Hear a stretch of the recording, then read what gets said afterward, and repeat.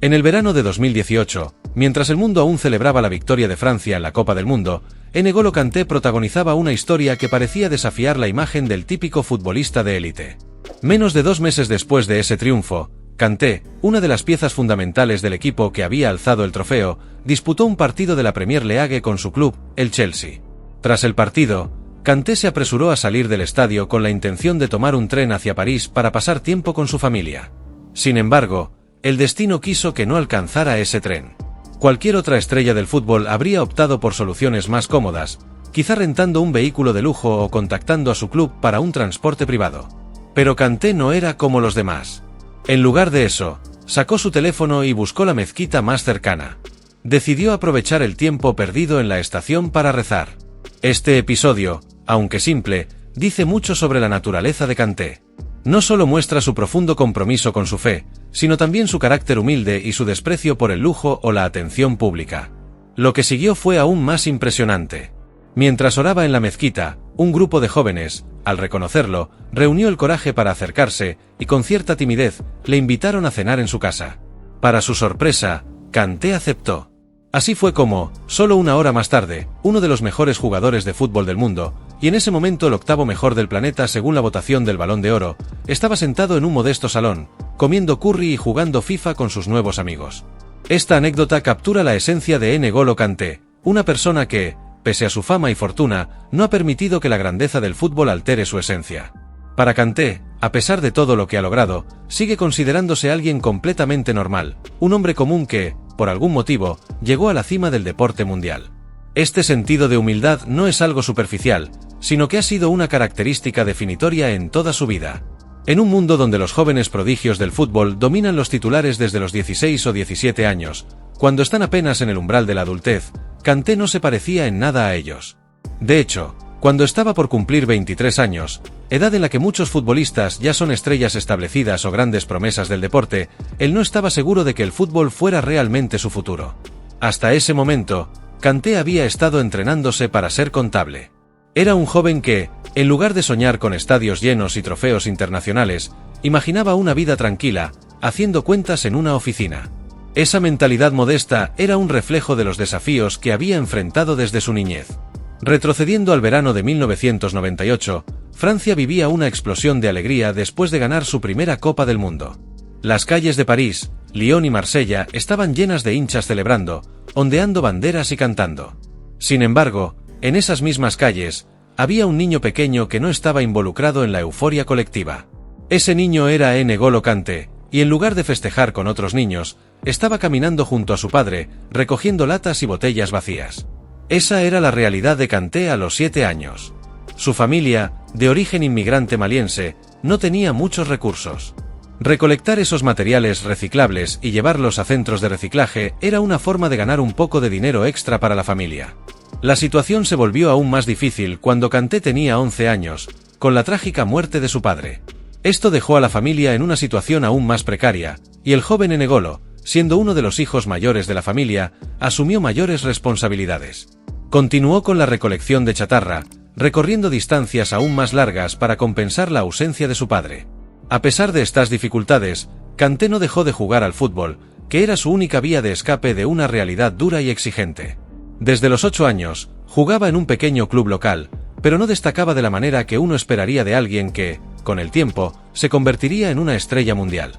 Su baja estatura y su timidez en el campo hacían que los cazatalentos lo pasaran por alto una y otra vez. Mientras otros niños que soñaban con ser los próximos Zidane o Thierry Henry atraían la atención de los clubes más grandes, Kanté seguía jugando en un anonimato casi total. Incluso cuando finalmente tuvo la oportunidad de probarse en la famosa Academia Clairefontaine, que ha sido una fábrica de estrellas del fútbol francés, incluyendo a jugadores como Mbappé y Anelka, Kanté fue rechazado. Una vez más, su pequeño tamaño y su carácter introvertido le jugaron en contra. Sin embargo, aquellos que lo veían entrenar todos los días sabían que había algo especial en él. Aunque no impresionaba con su físico, Kanté poseía una resistencia y una capacidad de trabajo que no tenía igual. A los 16 años, ya jugaba con el primer equipo de su pequeño club, que competía en la 9ª división de Francia. En solo 3 años, había ayudado al equipo a ascender 2 divisiones, y para sorpresa de muchos, llevó al club a la victoria en una copa local, derrotando a un equipo de la 5ª división. Sus compañeros y entrenadores no podían dejar de maravillarse ante su capacidad para enfrentarse a equipos completos por sí solo, como algunos decían. Sin embargo, a pesar de sus logros, las ofertas no llegaban. El fútbol profesional parecía estar fuera de su alcance, y Kanté se encontraba en un limbo, demasiado talentoso para el nivel en el que jugaba, pero sin la visibilidad suficiente para atraer a los grandes clubes. El presidente de su pequeño club, convencido de que Kanté merecía algo mejor, tomó el asunto en sus manos. Durante meses, llevó a Kanté a diferentes clubes, rogando por una oportunidad para él. Incluso llegó a contactar a Arsène Wenger, quien en ese momento era el entrenador del Arsenal y un amigo cercano suyo. Aunque Wenger no prestó suficiente atención en ese momento, años más tarde admitió que dejar pasar a Kanté fue uno de los grandes errores de su carrera, junto con no haber fichado a Cristiano Ronaldo. Finalmente, después de innumerables rechazos, el destino llevó a Kanté al US Boulogne, un club que había dado su primera oportunidad a jugadores como Franck Ribéry. Kanté impresionó desde el primer momento, no tanto por su habilidad técnica, sino por su impresionante capacidad física. Durante las pruebas, Kanté rompió todos los récords de resistencia, demostrando que su nivel de energía estaba muy por encima del promedio. Un miembro del equipo técnico comentó que parecía un corredor de maratones olímpico, más que un futbolista.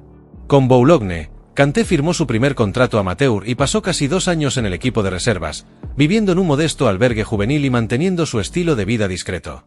Cuando finalmente fue llamado al primer equipo, el club estaba al borde del descenso a la tercera división.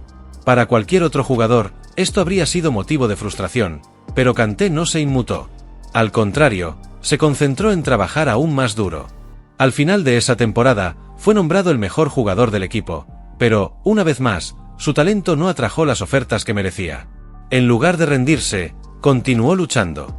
Después de varias pruebas fallidas en otros clubes, finalmente llegó a la atención del SM Caen, un equipo que buscaba regresar a la Ligue 1, la máxima categoría del fútbol francés. Aunque Kanté seguía dudando de su capacidad para jugar al más alto nivel, el equipo de Caen no tenía dudas. Le ofrecieron un contrato profesional, y Kanté no tardó en demostrar que podían confiar en él. En su primera temporada, jugó todos los partidos de liga, llevando al equipo de vuelta a la Ligue 1 y siendo nombrado en el equipo ideal de la temporada. No solo fue reconocido por sus compañeros y entrenadores, sino que los medios empezaron a notar su capacidad para controlar el mediocampo de una manera que pocos jugadores podían hacer. La temporada siguiente fue un punto de inflexión. Kanté, ahora de 24 años, se enfrentaba a los grandes nombres del fútbol francés, incluidos jugadores como Zlatan Ibrahimovic y Bernardo Silva. Aunque era nuevo en la élite del fútbol, su enfoque no cambió. Fuera del campo, seguía siendo el mismo chico humilde que se desplazaba en scooter y llevaba sus pertenencias en una mochila.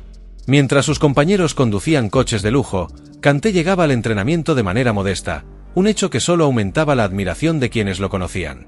Un compañero de equipo recordó una ocasión en la que invitó a Kanté a su fiesta de cumpleaños. Kanté apareció con una caja de bombones y se disculpó, diciendo que nunca antes había sido invitado a una fiesta y no sabía qué regalar. A pesar de su timidez fuera del campo, dentro del terreno de juego Kanté era una fuerza imparable. Su habilidad para recuperar balones y su incansable energía lo convirtieron en una de las mayores revelaciones del fútbol francés.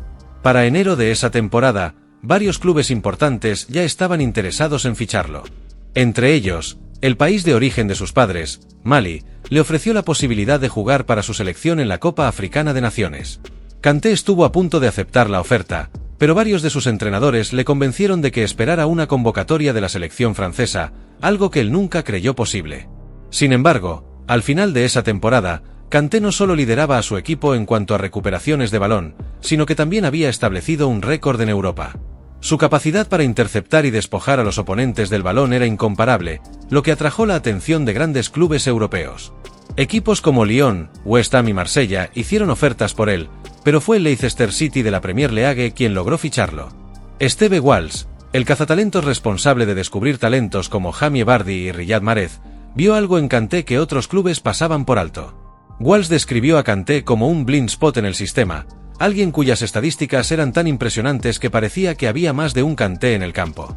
Fue Walsh quien convenció a Claudio Ranieri, el entrenador de Leicester, para que fichara a Kanté. Lo que siguió fue una de las mayores sorpresas en la historia del fútbol.